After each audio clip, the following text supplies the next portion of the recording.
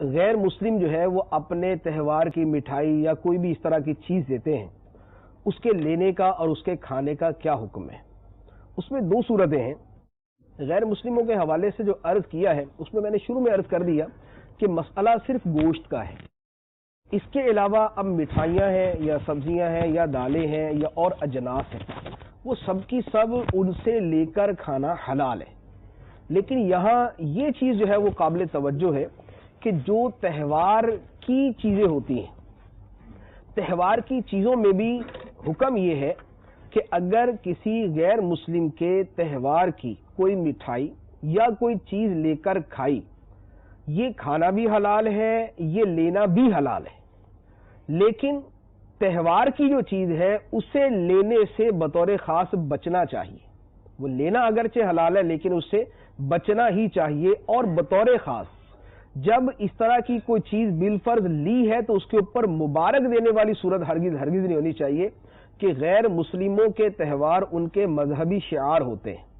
اور غیر مسلموں کے کسی مذہبی شعار کو اچھا سمجھنا اسے فقہاء کرام نے کفر قرار دیا، اور اچھا سمجھ کر اس پر مبارک دینا اسے بھی کفر قرار دیا۔ تو لہذا اب جب اس طرح کی تہوار کی کوئی چیز لیں گے تو قصدن یا بلا قصد ایسا ہو جاتا ہے کہ آدمی مبارک بھی دے دیتا ہے، مبارک ہو،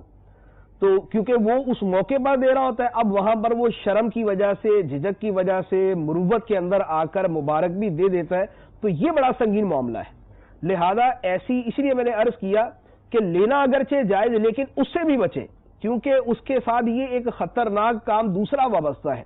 تو لہذا اگر وہ لی اور اس کے ساتھ مبارک بھی دی ہے تو مذہبی تہوار کو اچھا سمجھتے ہوئے اگر مبارک دی گئی پھر تو کفر ہے، پھر تو اس کے اوپر سارا توبہ، تجدید ایمان اور تجدید نکاح کے سارے احکام جو ہے وہ جاری ہو جائیں گے۔ اور اگر مذہبی اعتبار سے اچھا نہیں سمجھا لیکن ایک دنیاوی مروت کے اندر اس اعتبار سے کہہ دیا کہ آپ کو مبارک ہو جو بھی ان کا تہوار ہے، تو یہ مبارک دینا بھی جائز نہیں ہے، یہ مبارک دینا بھی جائز نہیں ہے۔ لہذا جو عافیت کی صورت ہے وہ یہی ہے کہ بہر صورت